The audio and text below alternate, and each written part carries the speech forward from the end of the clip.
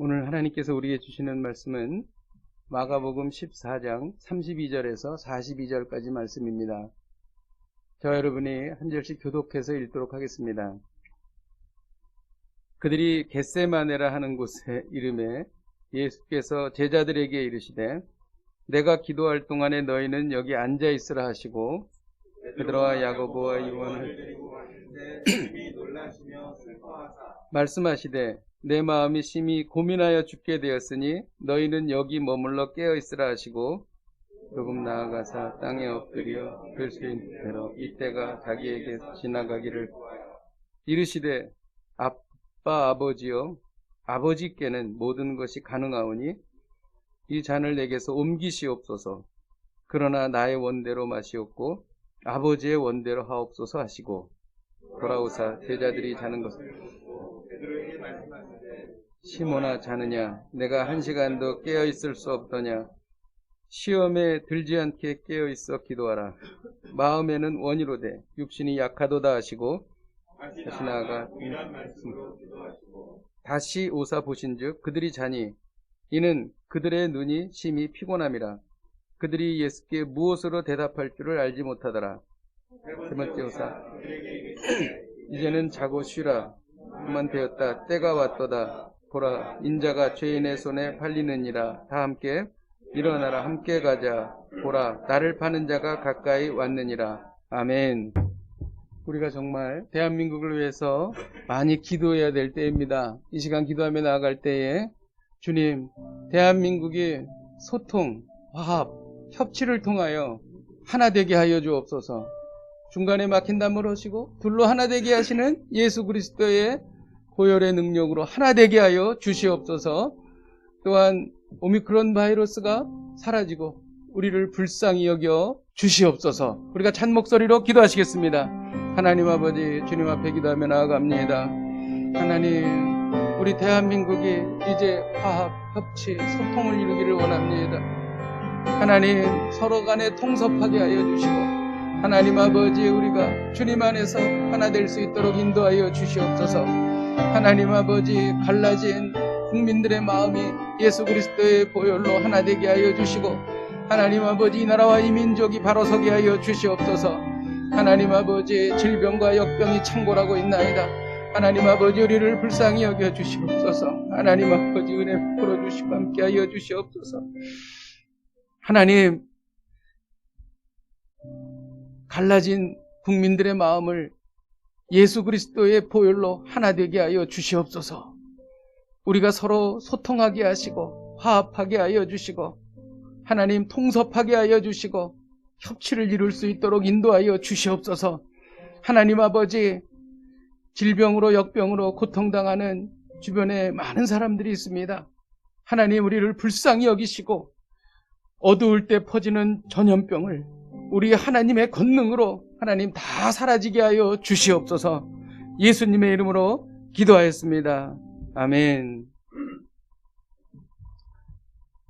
마사다는 이스라엘 남쪽 그리고 유대 사막 동쪽에 있습니다.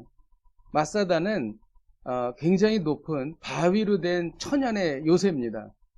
그래서 여기에는 역사적인 사건이 있었는데 AD 73년 유대와 로마의 1차 전쟁이 있었습니다. 이때 유다 사람들이 거기서 끝까지 항전을 했어요. 그래가지고 거기에서 이제 함락당하기에는 차라리 죽음을 택하겠다. 그래가지고 스스로 목숨을 끊어서 거기에 있던 사람들이 다 죽었습니다. 아주 그 영웅적인 장렬한 죽음이다. 이렇게 볼 수가 있습니다. 인류 역사상에 이런 그 영웅적인 사람들은 그 죽음이 아주 이렇게 떳떳하고 그리고 담대합니다. 아주 그렇게 이제 세상을 마치죠. 그래서 사람들이 존경하고 그럽니다. 그런데 이제 예수님이 내일 십자가에 달려 죽으십니다. 그런데 예수님의 죽으시는 모습은 역사 속에 나타난 그러한 그 영웅들과 사뭇 다릅니다. 어떻게 보면 좀 나약해 보이기도 하고 어떻게 보면 너무 두려움 속에 계신 것 같기도 하고 그런 느낌을 우리가 받게 됩니다. 왜 예수님께서는 그렇게 죽음으로 한 발짝 한 발짝씩 가셨는가? 여기에는 아주 깊은 하나님의 뜻이 있는 것입니다. 예수님은 기도하러 겟세마네에 가셨습니다. 우리 32절을 같이 한번 읽도록 하겠습니다. 시작. 그들이 겟세마네라는 곳에 이르러 그래 내가 기도할 동안에 너희는 여기 앉아 있으라 하시고, 겟세마네는 원어가 뭐냐는 뜻이 기름을 짠다 그런 뜻입니다. 예수님 평상시에 습관적으로 겟세마네에 가서 기도하셨습니다. 우리도 몇 년 전에 여기에 갔었죠. 지금은 십자가를 앞둔 비장한 기도를 위해서 겟세마네에 오르신 것입니다. 예수님은 여기서 마치 틀에서 기름을 짜내듯이 땀이 피가 되는 것처럼 기도하셨습니다. 예수님은 이 당시에 심히 놀라시며 슬퍼하셨습니다. 이것은 굉장히 인간적인 모습이죠. 인간이 죽음을 앞두고 그 두려움에 빠져 있는 모습을 우리 주님께서 그대로 이렇게 대변하고 계신 것입니다. 죽음에 대한 극도의 불안과 공포, 이런 것들이 우리 주님에게 있었다는 것이죠. 예수님은 심히 고민하여 죽게 되었다 이렇게 말씀하셨어요. 이거는 어떤 중대한 결정을 앞두고 이러지도 저러지도 못하는 심각하게 갈등하는 그런 모습입니다. 여기에는 슬픔과 고통의 감정까지 섞여 있었어요. 그런데 예수님은 인간들처럼 육체적 고통에 매여 있는 분이 아니었습니다. 육체적 고통보다 더 큰 고통이 있었습니다. 그것은 뭐냐면 하나님과 단절되는 고통입니다. 여러분 그런 걸 생각해 보셨습니까? 가장 인간에 대한 무서운 진노, 심판, 그것은 하나님과 관계가 끊어지는 것입니다. 하나님은 생명이십니다. 하나님은 빛이십니다. 하나님은 우리에게 소망을 주십니다. 하나님은 우리의 행복의 근원이세요. 그런데 하나님과 관계가 단절되는 순간 이 모든 것은 다 사라지는 것입니다. 아주 깜깜한 곳에 혼자 있어 본 적이 있으십니까? 그 어두움, 빛이 하나도 없는 그 어두움은 인간에게 큰 공포감을 줍니다. 예수님은 십자가 위에서 하나님과 분리될 때 일어나는 그 고통과 그리고 그 무한한 영적인, 우주적인 그 붕괴, 파괴, 그리고 종말, 이것을 경험하신 것입니다. 예수님은 베드로와 야고보와 요한에게 너희는 깨어있어라 이렇게 말씀하셨어요. 어떤 분들은 그렇게 생각을 하죠. 예수님께서 이 어려운 시기 기도하기 위해서 제자들의 그 중보기도가 필요해서 그런 것이다. 아닙니다. 예수님은 전적으로 하나님만을 의지하셨어요. 그렇기 때문에 그 누구의 기도를 필요로 하지 않으셨어요. 예수님께서 제자들에게 너희는 여기서 깨어서 있어라, 기도하라 라고 하는 이유는 무엇이었냐면 앞으로 다가올 너희들에게 닥칠 고난, 그리고 내가 이 세상을 떠나고 나서 이 땅에서 복음을 전할 때에 너희들이 감당해야 할 그 악한 영들과의 영적 전쟁, 그리고 앞으로 있을 십자가 순교, 이런 것들에 대해서 너희들이 이길 수 있도록 기도하라는 거예요. 기도하지 않으면 너희가 이것을 감당할 수가 없어. 그러니까 이것을 너희가 감당하기 위해서 기도해야 된다. 이렇게 말씀하신 것입니다. 예수님의 모든 순환의 과정을 너희들이 지켜보고 내가 없을 때에 너희들이 교회의 지도자로서 앞으로 어떻게 이 복음을 전파하고 어떻게 행해야 될지를 너희들이 이제 알아야 돼. 그리고 그것에 대한 영적인 파워를 가져야 돼. 그러기 위해서는 기도해야 돼. 그렇게 말씀하신 것입니다. 이제 예수님은 돌 던질 만큼의 거리로 떨어져서 기도하시기 시작하셨습니다. 땅에 엎드려서 기도하셨습니다. 이것은 하나님에 대한 경외와 복종의 뜻입니다. 예수님은 언어로서도 간절히 기도하셨지만 몸으로서도 간절히 기도하셨습니다. 여러분 기도할 때에 정말 간절할 때는 의자에서 내려와서 무릎을 꿇고 그리고 바닥에 몸을 낮추고 땅을 치면서 그리고 통곡을 하면서 하나님 앞에 기도해 보십시오. 언어 외에 몸으로 하는 기도가 있다는 거예요. 이 두 가지를 동시에 우리 주님께서는 하셨던 것입니다. 예수님은 이때가 지나가기를 간절히 구하셨습니다. 만일 다른 방법이 있다면, 할 수만 있다면 이 길을 피하게 해주십시오. 왜? 너무나 고통스러웠기 때문에, 그리고 예수님도 100% 인간이셨기 때문에 그렇게 기도하셨던 것입니다. 서두에 말씀드린 것처럼 예수님은 역사상 어떤 그 영웅처럼 위대한 죽음을 맞이하지 않으셨어요. 당당하게 죽음을 맞이하지 않으셨어요. 인간적인 두려움과 갈등 그리고 고통을 겪으신 것입니다. 여기에는 깊은 신학적인 이유가 있습니다. 메시아 개념입니다. 메시아는 누구여야 하는가? 메시아는 하나님의 아들로서 하나님이시지만 인간이어야 했기 때문입니다. 예수님은 완전히 인간이시고 완전히 하나님이셨습니다.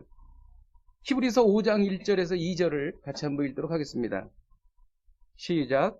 대제사장마다 사람 가운데서 택한 자이므로 하나님께 속한 일에 사람을 위하여 예물과 속지 않은 제사를 드리게 하나니 그가 무식하고 미혹한 죄를 능히 용납할 수 있는 것은 자기도 연약에 쌓여 있음이라. 어떤 어려움을 당하는 사람을 공감하고 돕기 위해서는 그 어려움을 과거에 당해본 사람이 잘 도와줍니다. 마찬가지로 연약에 쌓여있는 인간을 돕기 위해서는 예수님이 인간이셔야 됐다는 것입니다. 똑같이 우리와 연약한 마음을, 똑같이 연약한 육신을 갖고 계셨다는 거예요. 그래야 메시아의 자격이 있다는 것입니다. 이게 하나님의 방법인 것입니다. 하나님의 법칙인 것이에요. 그래서 예수님은 육체에 계실 때 하나님 앞에서 심한 통곡과 눈물로 하나님 앞에 간구했습니다. 소원을 아뢰었던 것입니다. 우리를 구원할 대제사장 메시아는 우리와 같은 연약함을 가지신 분이십니다. 이것을 묵상하면 묵상할수록 얼마나 감사한지 모릅니다. 우리를 공감해 주시거든요. 여러분, 우리가 어려움을 당할 때 어떤 도움을 직접 받지 않는다 할지라도 우리의 마음을 공감해 주는 사람이 있다면 큰 위로가 됩니다. 우리 주님은 우리의 어려움을 공감해 주실 수 있는 분이십니다. 그리고 예수님은 타인의 생명뿐만이 아니라 자신의 생명도 소중하게 사랑하셨습니다. 그래서 자신의 생명을 사랑하는 것을 통하여 예수님께서 다른 사람을 사랑하신다는 것을 보여주신 것입니다. 자신의 생명을 사랑하지 않는 사람이 어떻게 타인의 생명을 사랑하겠어요?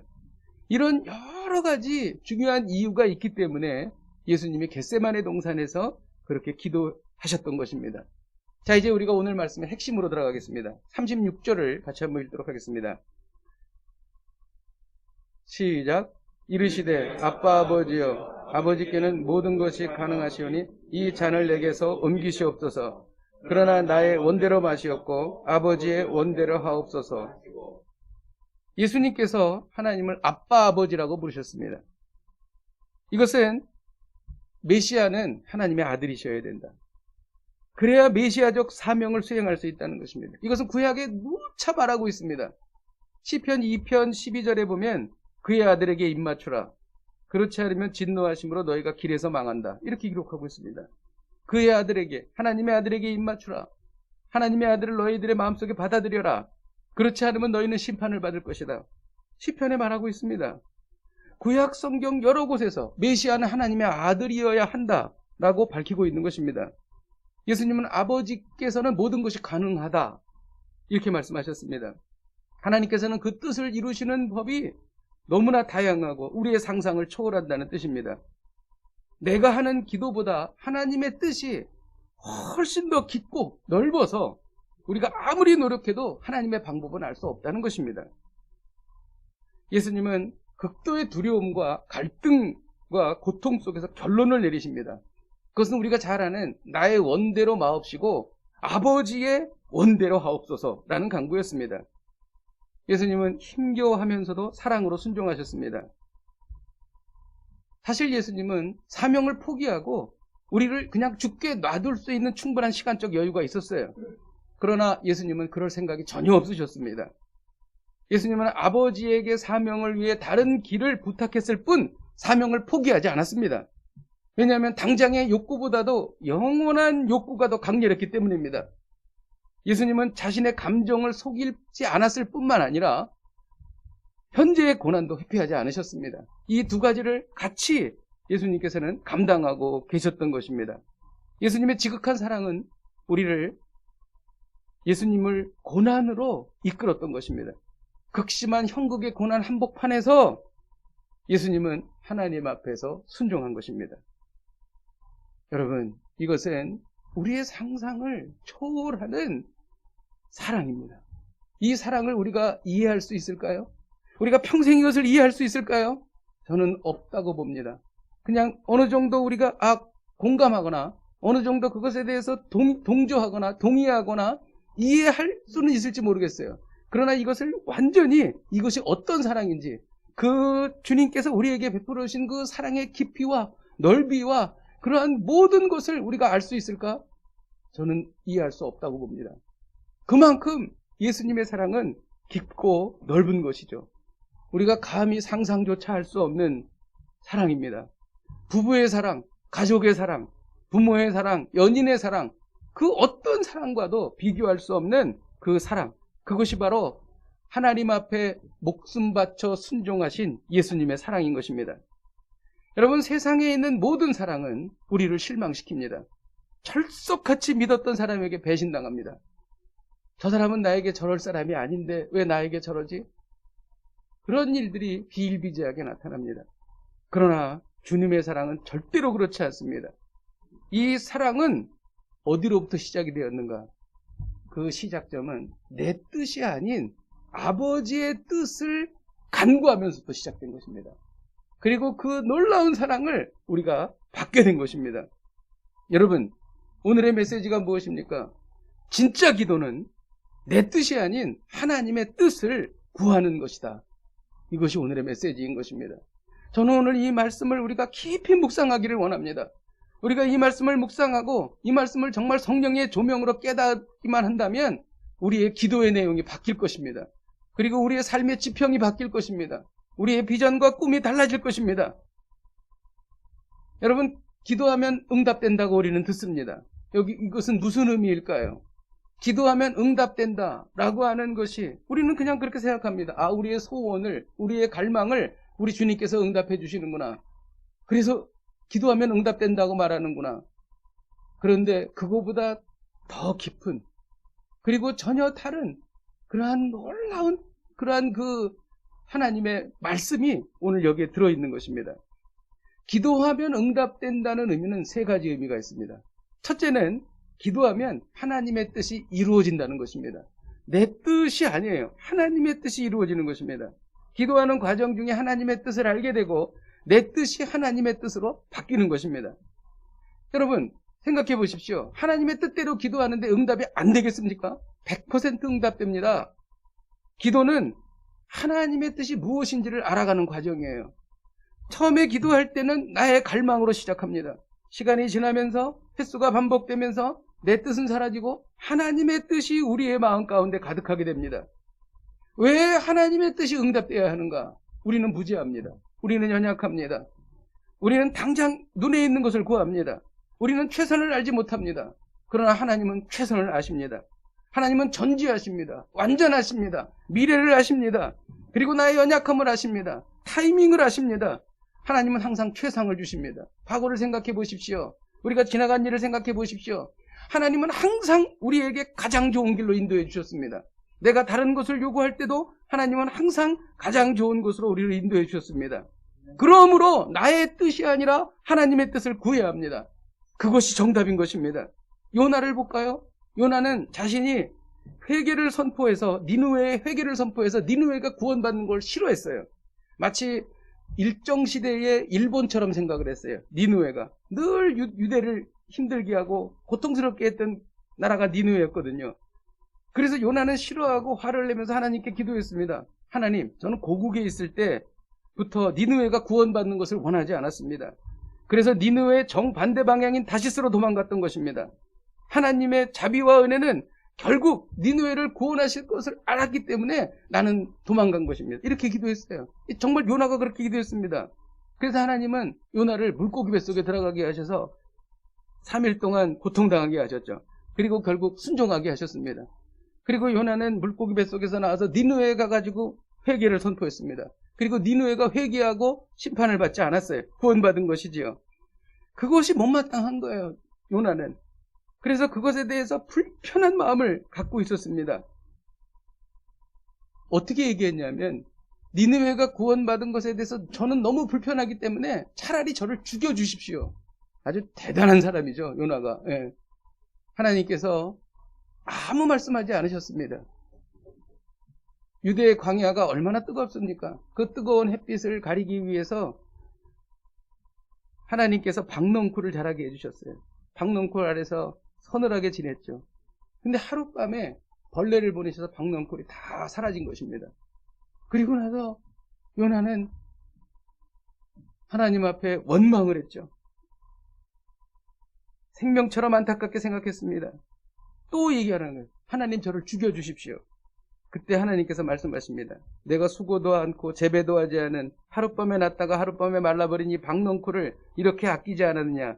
그런데 이 큰 성읍 니느웨는 좌우를 분별하지 못하는 사람이 12만 명이고 가축도 많이 있는데 내가 어찌 아끼지 아니하겠느냐.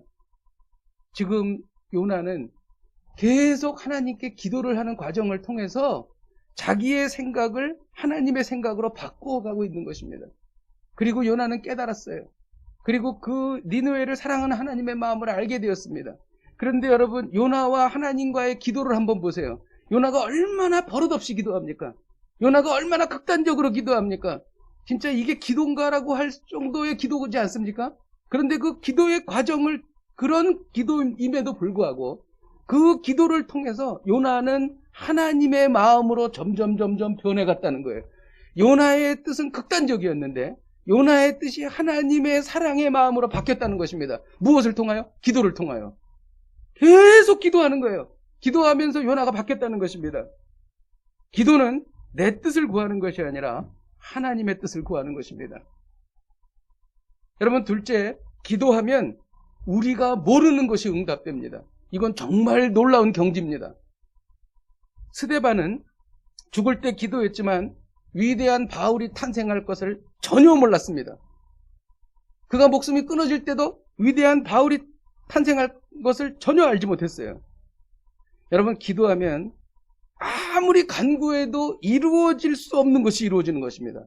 그러므로 기도는 아무리 간절히 기도해도 나올 수 없는 그것을 기대하는 것, 그게 기도입니다. 왜? 기도는 초월적이니까. 기도는 내 능력으로 하는 것이 아니니까. 기도는 하나님의 능력이 임하는 것이니까. 스데반은 유대인들 앞에서 이스라엘의 역사에 대해서 얘기했어요. 설교한 것입니다. 주제는 뭐냐면 이스라엘의 불순종이에요. 아주 그것에 대해서 유대인들은 분노가 끌어올랐습니다. 스데반은 유대인들에게 회개를 이끌어내기 위해서 그 이야기를 한 거죠. 그런데 유대인들은 이 말을 듣고 마음에 찔려서 스데반을 향해서 이를 갈았습니다. 그래가지고 큰 소리를 지르면서 귀를 막고 일제히 스데반에게 달려들어서 돌을 던졌습니다. 스데반은 돌에 맞아 죽은 거죠. 스데반이 이때 이렇게 기도한 것입니다. 주 예수여 내 영혼을 받으시옵소서라고 말했습니다. 그리고 또 하나의 기도가 있습니다. 이것이 바로 바울이 탄생하게 한, 바울을 만들게 한 기도입니다. 주여 이 죄를 그들에게 돌리지 마옵소서. 그 자리에 바울이 사울이었죠. 사람들이 옷을 맡아주고 있었고 스데반이 죽는 것을 도왔던 사람, 그 사람이 바로 사울이 그 자리에 있었습니다. 근데 주여 이 죄를 그들에게 돌리지 마옵소서. 이 기도를 주님께서 들으신 것입니다. 그리고 바울을 건져주신 것입니다. 스데반은 이 기도하고 죽었습니다. 그리고 어떤 일이 일어나는지 몰랐어요. 이 과정에서 사울이 바울로 새로 태어난 것입니다. 스데반이 돌에 맞아 죽을 때 증인들이 옷을 벗어서 사울이라는 청년 발 앞에 누웠고 이 악한 일을 했던 사울을 하나님이 용서하셨어요. 무엇을 통하여? 스데반의 기도를 통하여. 여러분, 우리는 우리의 현실 때문에 기도의 자리로 나아갑니다. 그런데 기도하러 들어갔다가 큰 것을 만나게 되는 거예요. 이것은 아무도 모릅니다. 기도하기 전에는 아무도 모릅니다. 기도하고 경험한 사람만 알 수 있는 것입니다. 기도는 영생을 향한 하나님의 뜻 가운데로 들어가게 되는 것입니다. 우리는 기도 중에 우리가 모르던 바울을 만나게 되는 것입니다. 할렐루야. 여러분, 저는 그래도 기도를 많이 하는 편이라고 볼 수도 있습니다. 예. 그런데 제가 하는 기도가 얼마나 유치하고 얼마나 진짜 세련되지 못하고 얼마나 거칠고 얼마나 단편적인지 제 자신이 생각을 해도 참 한심하다 이런 생각이 듭니다. 그런데 말입니다. 이런 유치한 기도를 우리 하나님께서 응답을 해 주신다는 것입니다. 제가 오래전부터 기도했던 이것은 정말 너무 유치한 기도였어요. 그런데도 불구하고 하나님께서는 그 기도를 기억하시고 응답해 주신다는 것입니다. 저는 지난주에도 그런 것을 경험했습니다. 왜 이런 일이 일어날까? 왜 이런 일이 일어날까? 기도는 하나님께 나의 정보를 알려드리는 것이 아니라 기도를 통해서 하나님과 깊이 만나간다는 거예요. 하나님께서는요, 기도를 잘하든 못하든 어색하든 세련되게 하든 상관없습니다. 하나님 앞에 나온 그 모습 자체만을 가지고도 하나님께서는 이미 마음이 열리시는 거예요. 그리고 감동하시는 것입니다. 그리고 이미 다 들어주시는 거예요. 여러분, 히스기야가 죽을 병에 걸렸을 때 그가 하나님 앞에 가서 면벽 기도했을 때에 이사야가 성을 나가기 전에, 성전을 나가기 전에 이미 응답하셨어요. 우리가 이 자리에 나와서 주님 앞에 무릎을 꿇고 하나님 앞에 나온다는 것 자체만으로도 하나님께서는 너무나 기뻐하신다는 것입니다. 할렐루야. 그러면 내가 모르던 바울을 만나게 되는 거예요. 내가 구하는 것과 전혀 상관없이 그것을 상상을 초월하는, 내가 한 번도 생각해 보지 못했던 정말 놀라운 일이 우리 가운데 임하는 것입니다. 할렐루야. 이것이 바로 기도인 것입니다. 이 이야기를 겟세마네의 기도를 통해서 주님께서 우리에게 말씀하고 계시는 거예요. 그리고 셋째, 기도는 우리의 갈망을 이루어 주시는 것입니다. 참 좋으신 하나님은 우리의 소망을 들어주시기를 너무나 기뻐하십니다. 그리고 기도하는 사람은요, 자기가 기도해서 응답받은 걸 알아요. 그런데 하나님께서 응답해 주셨는데 하나님께서 우리에게 아주 좋은 복을 주셨어요. 그런데 기도하지 않은 사람은 이게 하나님이 주신 건지 모릅니다. 우연히 됐겠지. 요행이 이런 것이 일어났을 거야. 이렇게 생각한다는 거예요. 근데 기도한 사람은 자기 것을 구했기 때문에 분명히 하나님께서 나에게 주신 것을 확신합니다. 감격이 됩니다. 이게 기도하는 사람과 기도하지 않는 사람의 차이인 것입니다. 그런데 우리가 기도해도 하나님께서 안 주실 수 있습니다. 해로운 것은 주시지 않습니다. 그리고 또 하나는 기도의 타이밍은 하나님이 결정하십니다. 왜냐하면 하나님이 아시기 때문이에요. 미래를 아시고 우리의 상황을 아시기 때문인 것입니다. 응답의 시기는 하나님이 정하시는 것입니다. 할렐루야. 저는 우리 모두가 이 기도의 깊은, 예수님의 겟세마네 동산의 기도의 깊은 단계까지 들어가기를 주님의 이름으로 축복드립니다. 그리고 하나님과 깊이 만나기를 주님의 이름으로 축복드립니다. 말씀을 준비하면서 깨달은 것이 있습니다. 39절에는 다시 나아가 동일한 말씀으로 기도하셨다. 잘 생각해 보십시오. 예수님이 기도를 하셔요. 근데 다시 나아가 동일한 말씀으로 기도하셨어요. 3번이나 똑같이 동일한 말씀으로 기도하셨습니다. 저분은 왜 저렇게 기도를 똑같은 말을 계속 반복을 하지? 증언부언하는 거 아니야? 우리 이렇게 얘기할 때 있죠. 아니요. 똑같은 기도이지만 그 똑같은 문장에 그때마다 자신의 인격이 실려 있으면 그거는 다 새로운 기도입니다. 절대로 증언부언이 아니에요. 주님도 똑같은 기도를 3번 하셨어요.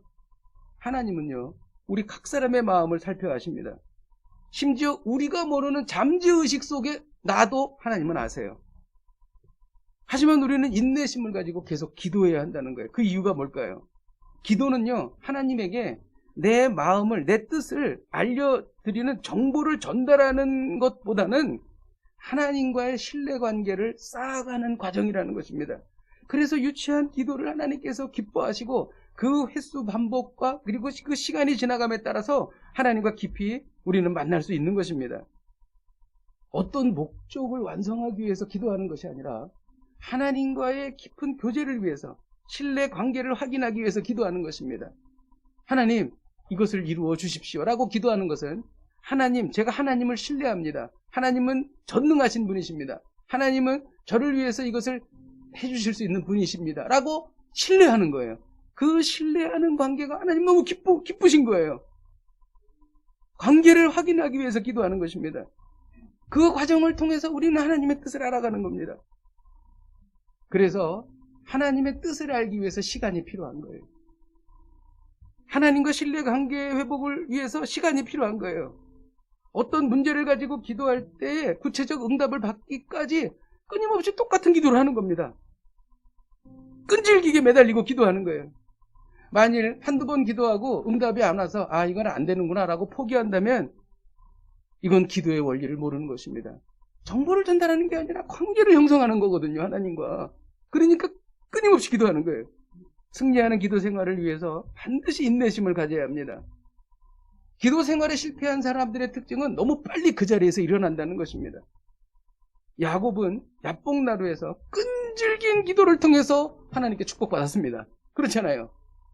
예수님께서 예를 들으신 억울한 과부, 불의한 재판관, 아주 악한 재판관인데도 불구하고 끈질기게 요청해서 원한을 풀었던 것입니다.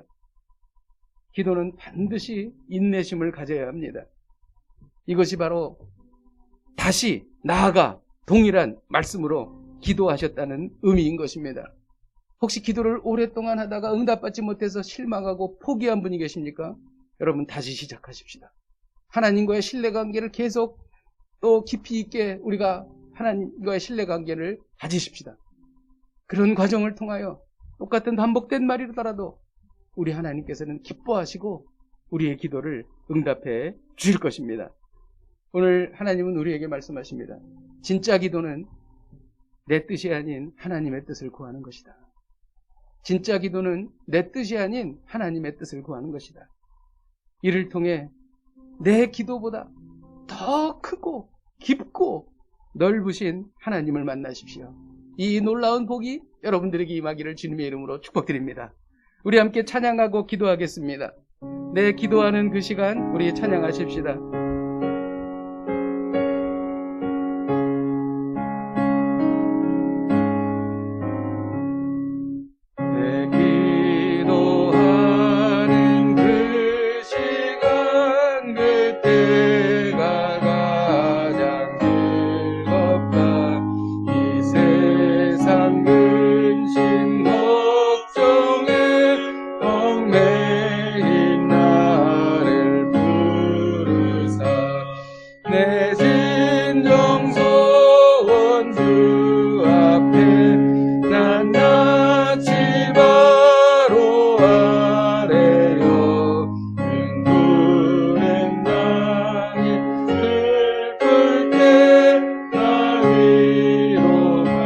기도하는 그 시간 내게는 가장 귀하다.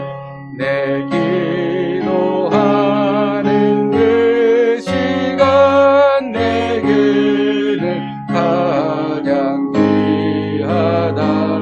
저 광야 같은 세상을 끝없이 방황하면서 위태한 길로 나갈 때 주께서 나를 이끌며 그 보좌 앞에 나아가 그를 내 밖에 하시네. 이 시간 우리가 합심해서 기도하겠습니다. 그동안 나의 뜻이 이루어지기를 기도했습니다. 그러나 이제 하나님의 뜻을 알기 위해 기도하겠습니다. 기도를 통해 나의 뜻을 뛰어넘는 더 크고 놀라운 하나님의 신비를 깨닫게 하여 주옵소서. 내 뜻이 아닌 하나님의 뜻을 구하는 진짜 기도를 드리겠습니다. 우리 함께 통성으로 기도하시겠습니다. 하나님 아버지, 주님 앞에 기도합니다. 하나님, 우리에게 기도 제목이 있습니다. 간절한 기도 제목이 있습니다. 하나님, 그러나 과연 이제 우리가 다시 한번 생각해 봅니다. 이것이 나의 뜻인지 하나님의 뜻인지 하나님 아버지 다시 한번 생각합니다.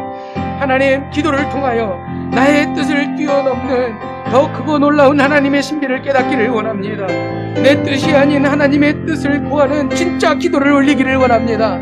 하나님의 뜻을 우리에게 아버지 하나님 알려주시옵소서. 성령의 감동으로 하나님 아버지 알려주시옵소서.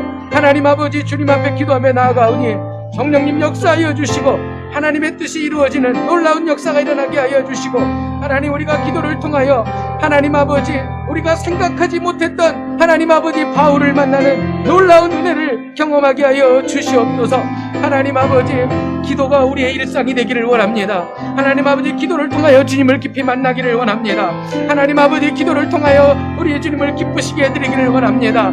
하나님 아버지 기도의 사람이 되게 하여 주시고 겟세마네의 기도가 우리의 기도가 되게 하여 주시옵소서. 하나님 아버지 주님 앞에 기도하오니 주여 역사하여 주시고 함께하여 주시고 하나님 아버지 기름 부어주시고 하나님 아버지 기도의 능력이 우리 가운데 임하게 하여 주시옵소서. 함께하여 주시고 우리가 이어서 기도할 때에 기도를 반복하는 것이 증언부언이라는 생각을 버리겠습니다. 같은 기도라도 인격이 실린 기도를 하겠습니다. 쉽게 포기하지 않고 인내심을 가지고 기도하겠습니다. 계속되는 기도를 통하여 하나님과의 신뢰관계를 회복하기를 원합니다. 이제 포기하고 오랫동안 잊어버렸던 그 기도, 그러나 반드시 응답되어야 할 그 기도를 다시 꺼내며 우리가 믿음으로 이 기도를 통하여 하나님과 신뢰관계가 회복되기를 원합니다라고 주님 앞에 나아가기를 원합니다. 끈질긴 기도를 통하여 응답받게 하여 주시옵소서. 우리 함께 통성으로 기도하시겠습니다. 하나님 아버지 주님 앞에 기도하며 나아갑니다. 하나님 아버지 주여, 우리는 기도하다가 쉽게 포기합니다.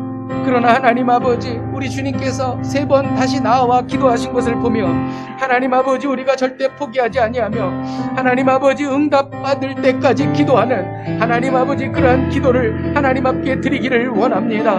하나님 아버지 주님 앞에 나아갑니다. 하나님 아버지 인도하여 주시고 하나님 아버지 역사하여 주시고 하나님 아버지 주님의 놀라운 응답과 회복이 일어나는 일이 일어나게 하여 주시옵소서. 하나님 아버지 끝까지 기도하겠습니다. 하나님 아버지 주님 앞에 나아가겠습니다. 성령님 역사하여 주시고 하나님 아버지 인도하여 주시옵소서. 하나님 아버지